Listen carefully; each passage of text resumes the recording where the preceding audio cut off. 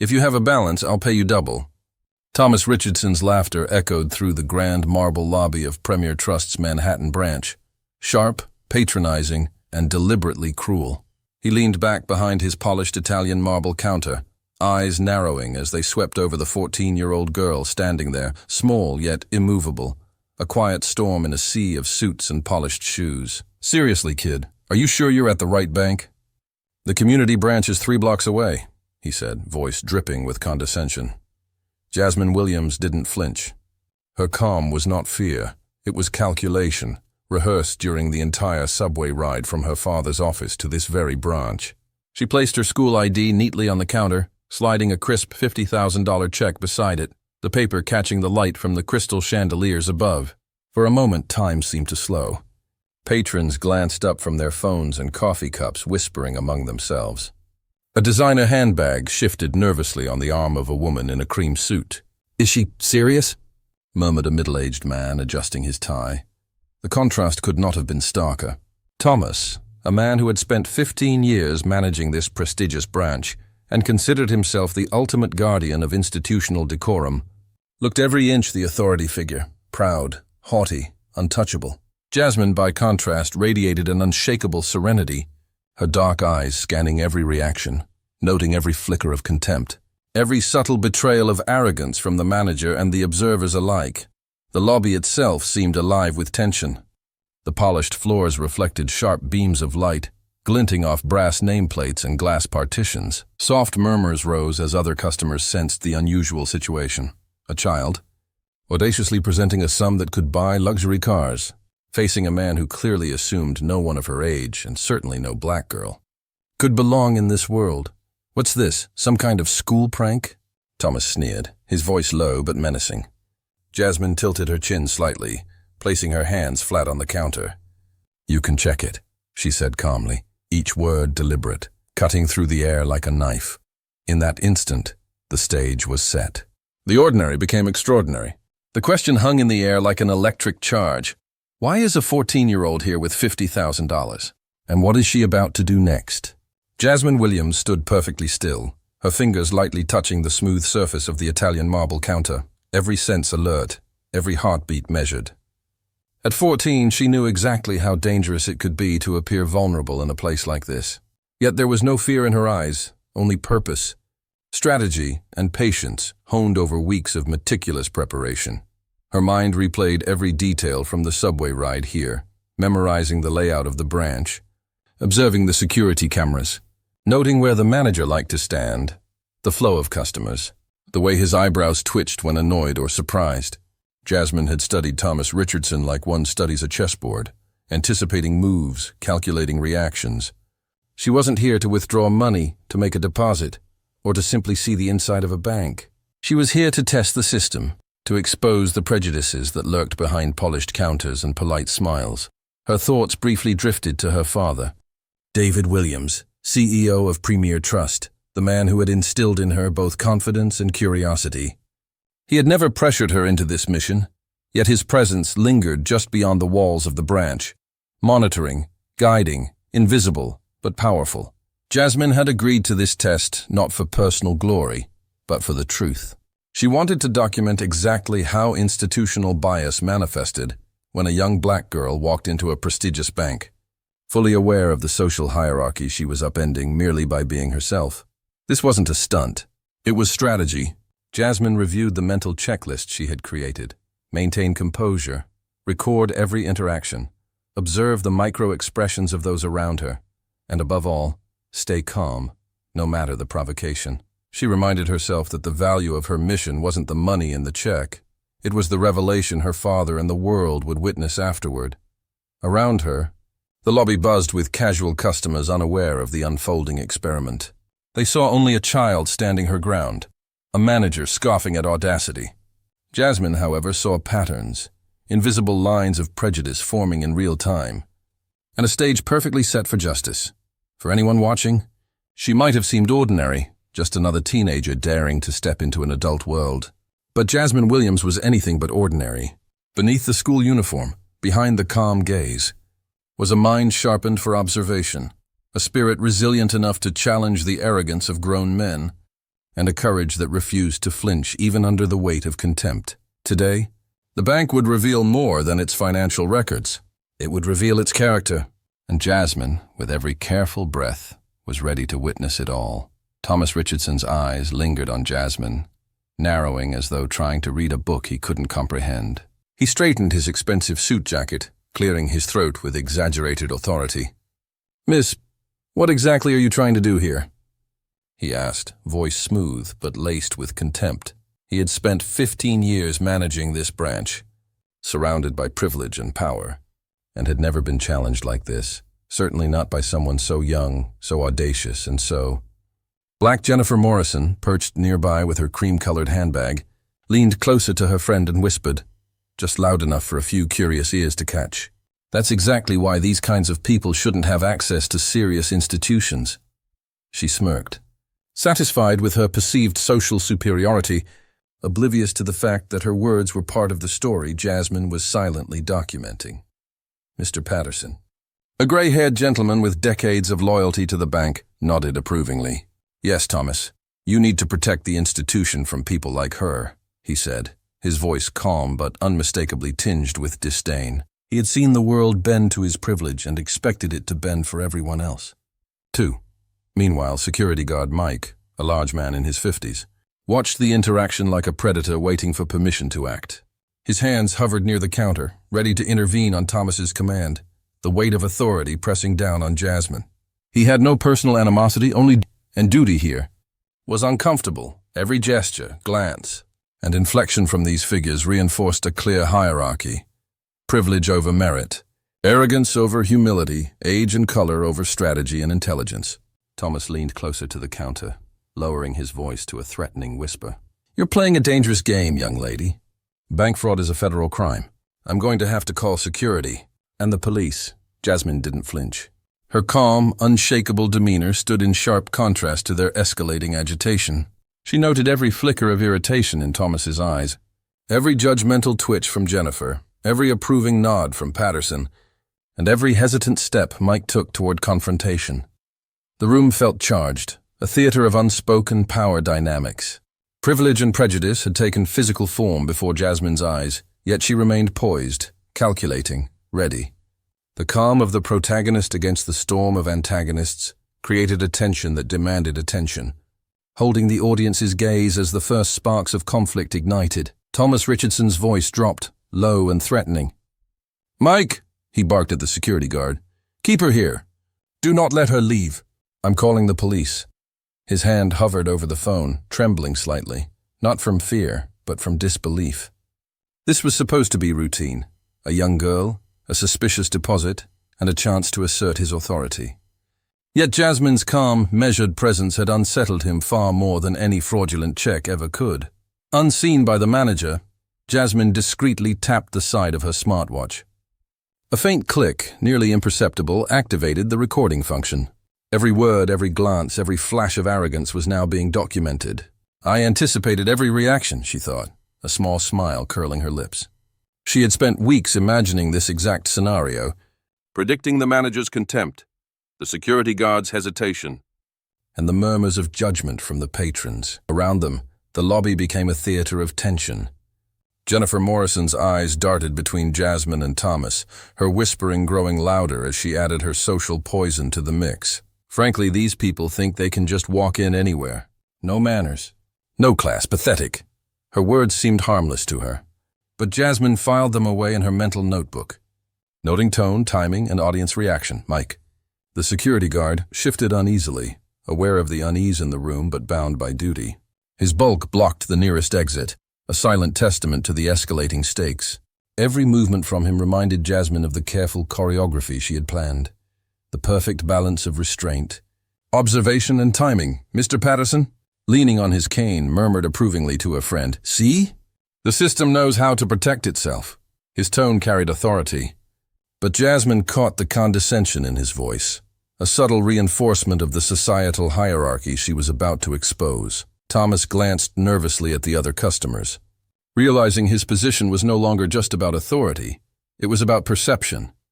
Every second he delayed, every misstep was being captured, not just in Jasmine's recording, but in the audience's gaze. Dramatic irony hung heavy. The viewers could sense her strategy, her control, before anyone else in the lobby understood. Jasmine's heartbeat remained steady. She let Thomas fume, let Jennifer whisper, let Mike shift impatiently.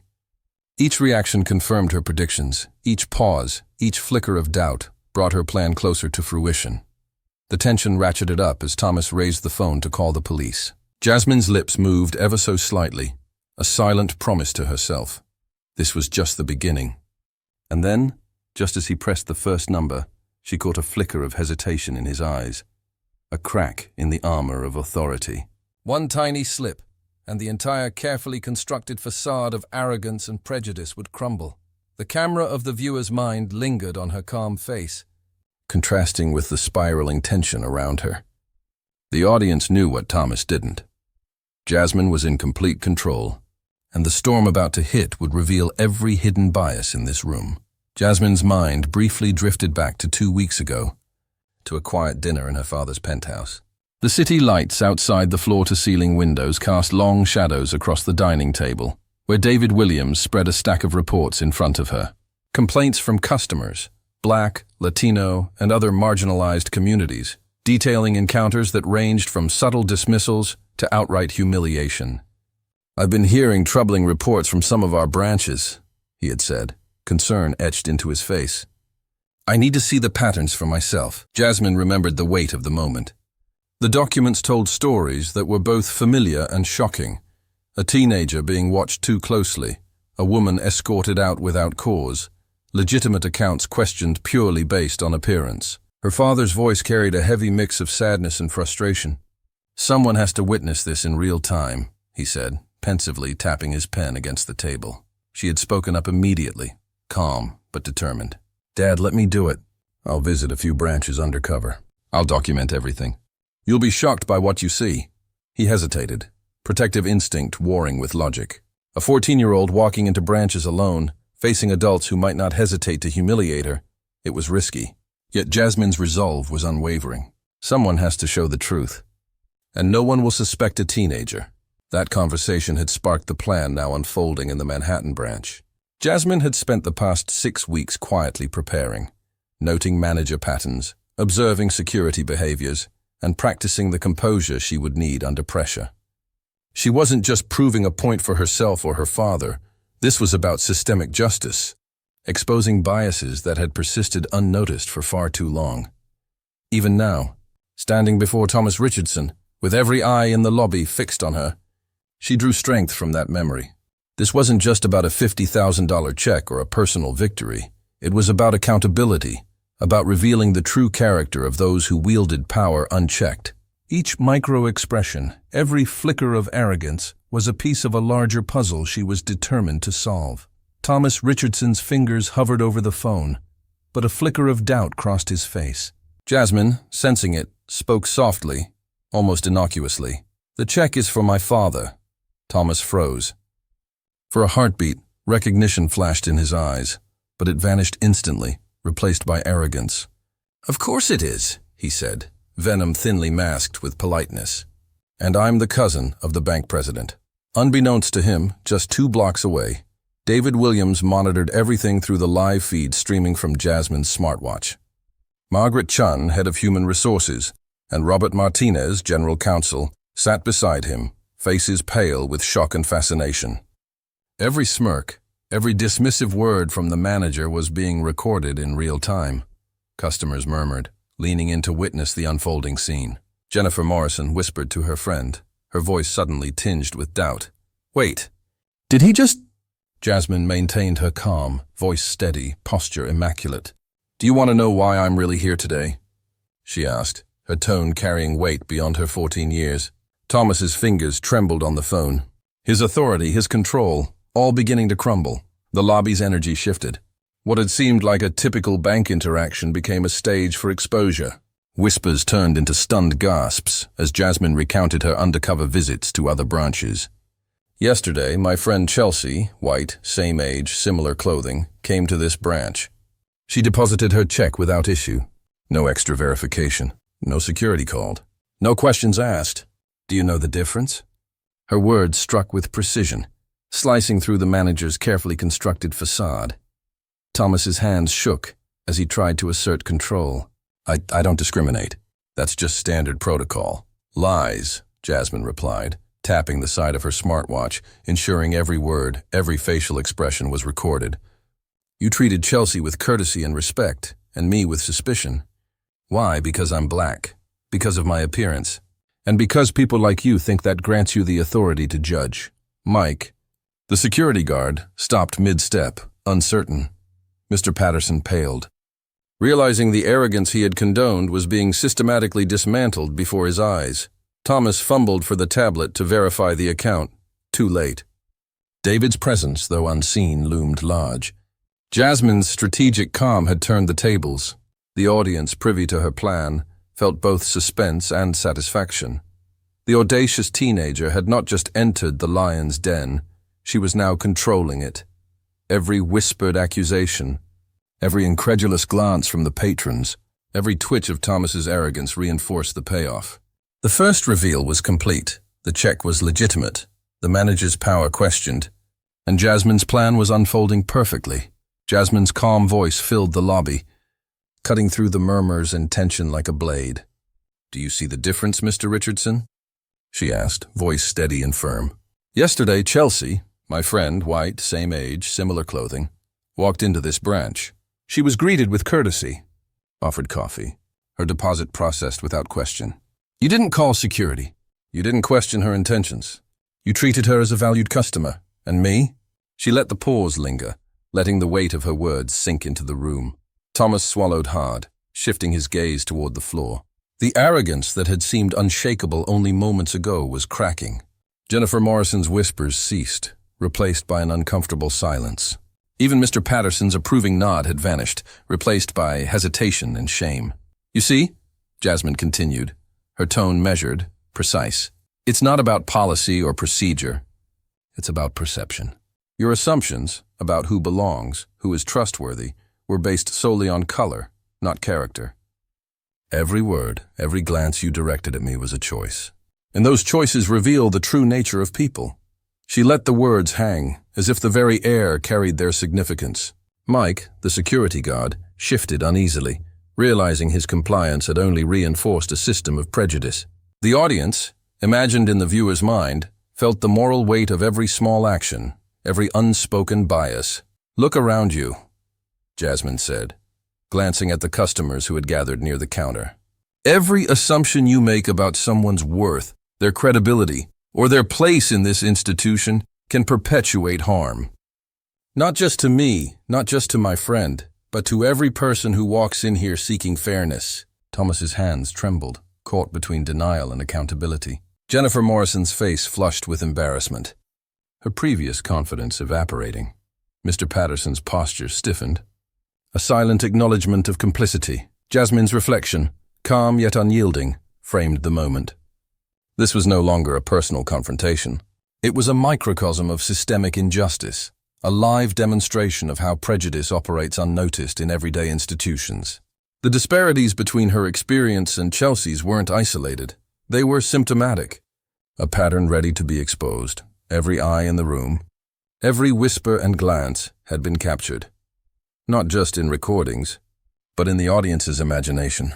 The stage was set for a larger reckoning, a revelation that would extend far beyond this single bank branch. Jasmine tapped the side of her smartwatch again, activating a secondary feed. "There's more," she said, calm but commanding, as the lobby's energy shifted from curiosity to dread. "This isn't just one branch. 6 branches, 19 employees, each one following the same discriminatory protocols, coordinated from the top."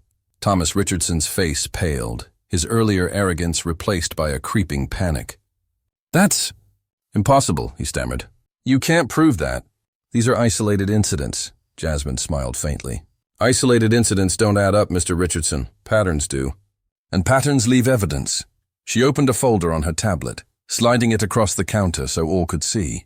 Rows of files neatly labeled, emails, recordings, video snippets, and memos outlining policies designed to prioritize white clientele and discourage Black and Latino customers. Jennifer Morrison's eyes widened as she recognized names, managers she had seen, heard or spoken to over the years. Mr. Patterson's hand tightened around his cane, realizing the innocuous authority he had trusted was systematically corrupt. Even Mike, the security guard, felt a wave of guilt sweep over him. He had been unwittingly enforcing a discriminatory system. "Let's start with Brooklyn," Jasmine continued, her voice steady, eyes scanning the lobby. "The branch refused service to a legitimate black customer without cause. Recorded interactions show management actively coached employees on identifying certain profiles to trigger additional verification steps." She clicked another tab, revealing email chains from Gregory Foster, Regional Vice President, giving detailed instructions on maintaining premium clientele and filtering undesirable profiles. Thomas tried to interrupt. "That's taken out of context." "Stop," Jasmine said sharply. Every word she uttered drew attention. Every gesture reinforced her authority. "You can argue semantics, but the evidence is clear. Queens branch, Bronx branch, Manhattan, Harlem, Upper East Side. 6 branches, 19 employees, all coordinated. Each incident documented. Each violation captured on video and email." The lobby fell silent. Customers leaned in, phones recording, eyes wide. Every subtle movement, every furtive glance, each whispered comment was now a piece of the puzzle. Catherine Brooks, the journalist, and her crew captured the moment. Realizing they were witnessing not just an exposure, but a full-fledged investigative revelation, Jasmine continued, laying out the system piece by piece, secret commission schemes tied to discriminatory practices, instructions for employees to treat Black and Latino clients as high risk, and encouragement from upper management to bypass standard ethics for profit. The narrative unfolded like a meticulous exposé, each revelation stacking upon the last. Thomas's hand shook, eyes darting between the tablet, Jasmine, and the growing audience. His voice cracked. This isn't legal. You can't watch closely, Jasmine said, her tone unwavering. Because what you're witnessing is exactly how the system has operated, and why it needs to be dismantled. Every choice, every act of prejudice, every unearned advantage is now documented. Margaret Chun, head of HR, took the tablet with trembling hands. Robert Martinez muttered, "Federal violations, civil rights, fraud, everything." The room's tension peaked as the first real understanding of systemic corruption sank in. Jasmine paused, letting the weight of her revelations land. The audience, both in the lobby and imagined in the viewer's mind, held their breath. Each revelation, each file, each recording acted as a cliffhanger. The stakes had escalated far beyond one girl, one manager, or one branch. This was institutional corruption laid bare, and Jasmine, just 14, was orchestrating its exposure with surgical precision. The lobby doors swung open with authority. David Williams, impeccably dressed, stepped inside, flanked by Catherine Brooks and her small camera crew. The energy shifted instantly. Attention snapped toward him like metal filings to a magnet. Thomas Richardson's face drained of color. His earlier smirk, his veneer of control, evaporated in the presence of the CEO. Jennifer Morrison's hand flew to her mouth. Eyes wide, Mr. Patterson slumped slightly, realizing the full magnitude of what was happening. Mike, the security guard, froze mid-step, uncertain how to act. Jasmine remained poised, tablet in hand, eyes locked on the manager. "Mr. Richardson," she began, calm yet commanding. "Over the past 6 weeks, I've documented systematic discrimination at 6 premier trust branches, involving 19 employees." Her voice carried weight beyond her 14 years. The room hanging on every word, Catherine Brooks stepped forward, nodding to the cameras.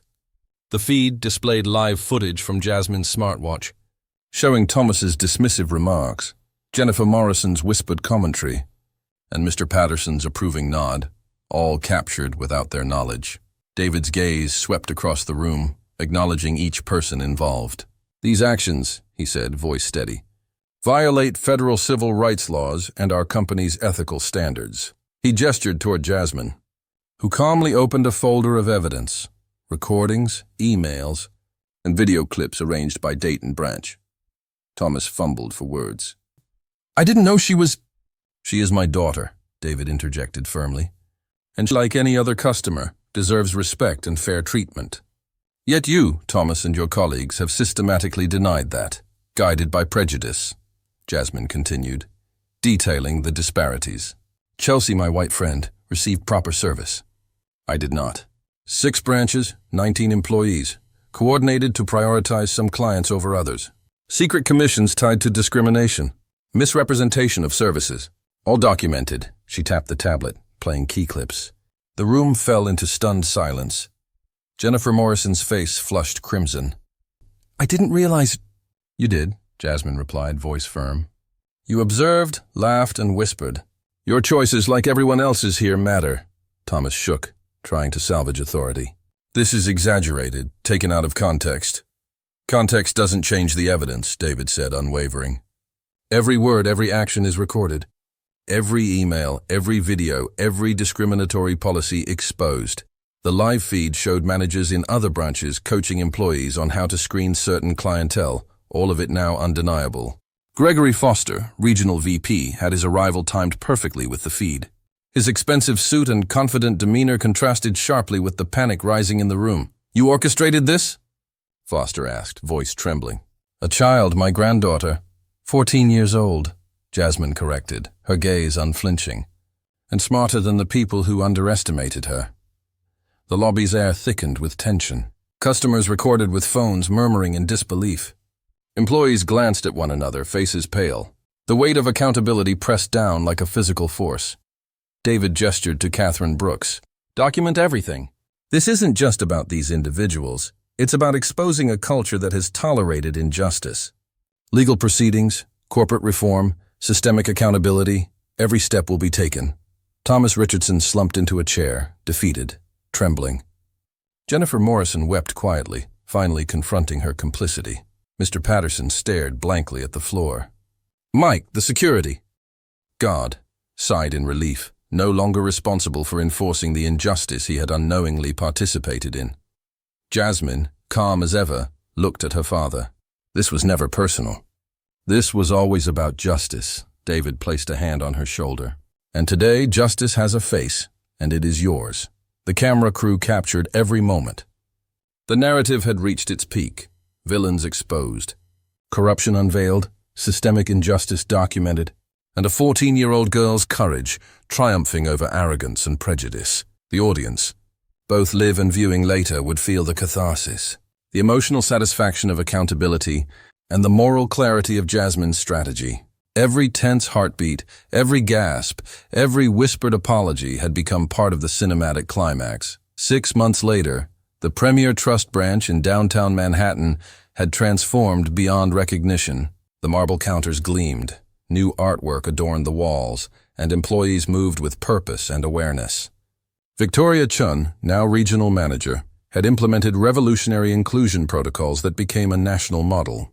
Systemic bias had been confronted, exposed, and dismantled, not just at this branch, but across the entire network of Premier Trust. Jasmine Williams, now 15, had emerged as the youngest voice in the banking justice movement in the United States. Her TEDx talk, recorded and shared across digital platforms, had already reached 12 million views. Sitting on stage, her calm demeanor and thoughtful words inspired a generation. Courage, she had said, isn't the absence of fear, it's strategy, preparation, and the patience to act at the right moment. Audiences felt the weight of her experiences, the brilliance of her plan, and the moral clarity of her message. The consequences for those who had perpetuated discrimination were swift and unavoidable. Gregory Foster faced 23 federal charges. His penthouse auctioned off to cover legal fees. Thomas Richardson, once a symbol of managerial authority, now worked in telemarketing, his career and reputation in tatters. Jennifer Morrison's viral participation in the incident followed her relentlessly, a permanent reminder of complicity she could no longer ignore. Mr. Patterson, humbled and reflective, had become an advocate for fairness in his own circles. Mike, the security guard, had been reassigned to administrative duties, no longer forced to enforce biased directives. Yet despite the magnitude of the scandal and the national attention, Jasmine remained grounded. She still took the subway, wore simple clothes, and treated everyone she encountered with dignity. Strength isn't about humiliating others, she explained in interviews. It's about elevating yourself, even in the face of arrogance and injustice. Her humility resonated with viewers, creating an authentic connection that transcended age, race, and status. Legislative change followed. 3 states had passed laws inspired directly by Jasmine's documentation of systemic financial discrimination. Premier Trust itself committed to retraining 847 employees and restructuring internal policies, prioritizing real diversity over performative gestures. The cultural shift was undeniable. What began as a single girl's carefully executed plan had become a nationwide movement. From the camera's perspective, the visuals were cinematic and symbolic. The marble floors reflected new light. Staff members greeted clients with genuine warmth, and Jasmine's tablet, the tool of meticulous documentation, rested calmly beside her school bag. Every frame reinforced the story's moral. Strategy, patience, and courage triumph over arrogance and systemic injustice. The final moments of the video address the audience directly, inviting reflection and engagement. If this story touched you, the narration continues, ask yourself, would you have the courage to do what Jasmine did? Could you confront injustice even when it seems impossible? Remember, dignity and strategy always win over prejudice and arrogance. Share your thoughts in the comments, like this video if it inspired you, and subscribe for more stories that prove courage knows no age. The screen fades to black, leaving only a simple, powerful message. Justice may take time, but preparation, courage, and patience make it unstoppable. The faceless video concludes, leaving viewers motivated, reflective, and eager to engage.